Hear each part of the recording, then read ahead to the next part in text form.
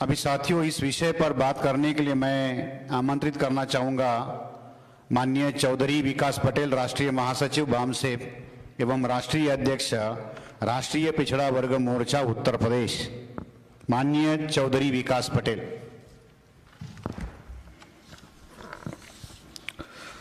धन्यवाद संचालक जी।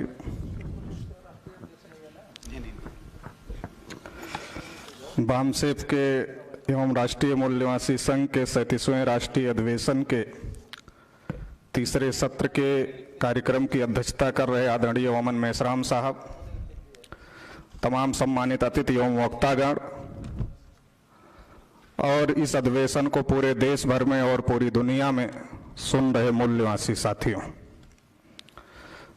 ये जो विषय है, केंद्र सरकार ने ओबीसी की जाति आधारित गिनती करने से मना कर दिया, एक गंभीर चिंतन अथवा मराठा आरक्षण के मुद्दे के मूल कारण को जाने बगैर मराठा आरक्षण की समस्या का समाधान नहीं हो सकता, एक गंभीर चिंतन, ये दो विषय चर्चा के लिए रखे गए। साथियों, केंद्र सरकार ने ओबीसी की गिनती करने से मना कर दिया, जबकि 2019 इलेक्शन के पहले राजनाथ सिंह जी ने इस बात को कहा था जब वो होम मिनिस्टर थे कि हम लोग ओबीसी की जाति आधारित गिनती करें, लेकिन उन्होंने मना कर दिया। तो हम लोगों को इस बात को समझने की जरूरत है कि ये जो लोग सरकार चला रहे हैं, ये किस प्रकार के लोग हैं। ये जो कहते हैं वो नहीं करते हैं, ये जो नहीं कहते हैं वो करने का काम करते हैं, ये जो कहते हैं उसको नहीं करते हैं, ये जो नहीं कहते हैं उसको करने का काम करते हैं। 6% आरक्षण के लिए 87 पाटीदार शहीद हो गए, उसको लागू नहीं किया। 5% आरक्षण के लिए 7 गुर्जर शहीद हो गए, उसको लागू नहीं किया। 71 गुर्जर शहीद हो गए, उसको लागू नहीं किया। 4% आरक्षण के लिए 17 जाट शहीद हो गए, उसको लागू नहीं किया। 3% आरक्षण के लिए 15 मीना शहीद हो गए, उसको लागू नहीं किया। 10% आरक्षण के लिए 18 मराठा शहीद होते होते बच गए, उनको भी नहीं दिया। और 52% ओबीसी 52% आरक्षण के लिए 42 साल तक संघर्ष किया और उसके बाद 27.5% आरक्षण क्रीमी लेयर के साथ में मिला, मतलब मिला भी और उसको प्रभावहीन भी कर दिया। लेकिन सवर्णों को बगैर किसी शहादत के, बगैर किसी आंदोलन के 4 दिन के अंदर ही रिजर्वेशन दे दिया गया। उसके लिए कभी बीजेपी ने नहीं कहा कि हम इनको रिजर्वेशन देंगे, मगर उनको दे दिया। तो हमारे उत्तर भारत में एक कहावत है कि लंबा चंदन मीठी बानी, दगाबाज की यही निशानी। हमारे उत्तर भारत में कहावत है, लंबा चंदन मीठी बानी, दगाबाज की यही निशानी। तो ये जो सरकार चलाने वाले ब्राह्मण लोग हैं, ये चंदन भी लंबा लगाते हैं, वाणी भी मीठी बोलते हैं, लेकिन दगाबाजी करने के से कभी भी बाज नहीं आते हैं। तो हमें अपने पुरखों पूर्वजों ने जो अनुभव के साथ बातें कही है, उन बातों को समझने की जरूरत है। दूसरी महत्वपूर्ण बात यह है कि ब्राह्मण लोग कितने भी आश्वासन दे दें, पंडित जवाहरलाल नेहरू से लेकर के देश में जितने प्रधानमंत्री हुए, ब्राह्मण हुए या ब्राह्मणों द्वारा बनाए गए, उन्होंने तो जाति आधारित गिनती किया नहीं। ओबीसी के प्रधानमंत्री देवगौड़ा जी ने जाति आधारित गिनती करने का फैसला किया था, मगर उनकी सरकार गिरा दी गई। आजादी के 73 साल में नरेंद्र मोदी के अलावा कोई भी ओबीसी 5 साल के लिए प्रधानमंत्री नहीं बन पाया। चौधरी चरण सिंह कुछ दिन के लिए बने थे, देवगौड़ा जी कुछ दिन के लिए बने थे, मगर कोई भी ओबीसी 5 साल के लिए प्रधानमंत्री नरेंद्र मोदी के अलावा नहीं बन पाया। देश में हमारी संख्या 52% है और बड़े ही शर्म की बात है ओबीसी समाज के लिए कि हमारा कोई प्रधानमंत्री 5 साल के लिए नहीं बन पाया। और नरेंद्र मोदी बना तो नरेंद्र मोदी अपने आप से नहीं बना, नरेंद्र मोदी को ब्राह्मणों ने बनाया। और ब्राह्मणों ने नरेंद्र मोदी को ओबीसी का विकास करने के लिए नहीं बनाया जो ओबीसी की गिनती करेगा, बल्कि ओबीसी की गिनती को रोकने के लिए ही नरेंद्र मोदी को प्रधानमंत्री बनाया गया, ऐसा मेरा मानना है। क्योंकि बामसेफ ने 2009 के राजस्थान के राष्ट्रीय अधिवेशन में बहुत प्रमुखता के साथ ओबीसी का मुद्दा उठाने का काम किया था, जाति आधारित गिनती का मुद्दा उठाने का काम किया था।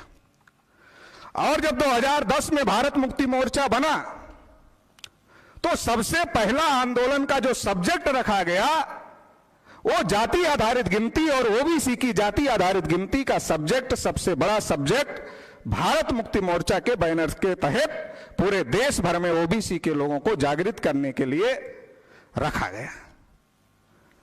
और इसको लेकर के ही 1 सितंबर 2011 को दिल्ली के रामलीला मैदान में बहुत बड़ी रैली की गई, जिसमें बहुत बड़ी संख्या में ओबीसी के लोग शामिल भी हुए।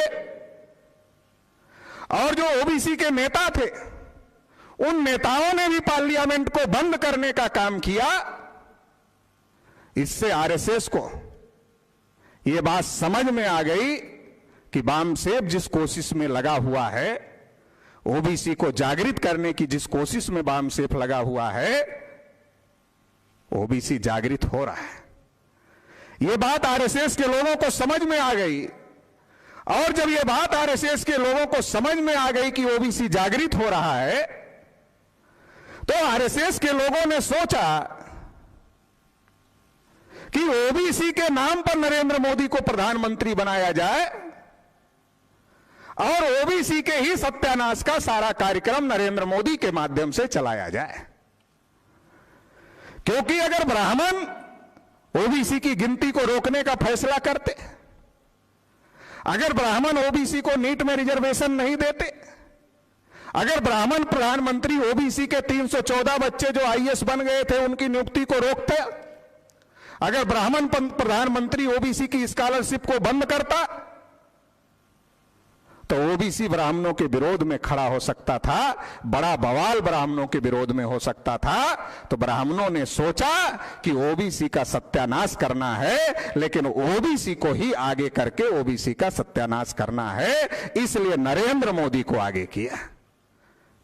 नरेंद्र मोदी वास्तविक चेहरा नहीं है, नरेंद्र मोदी मुखौटा है।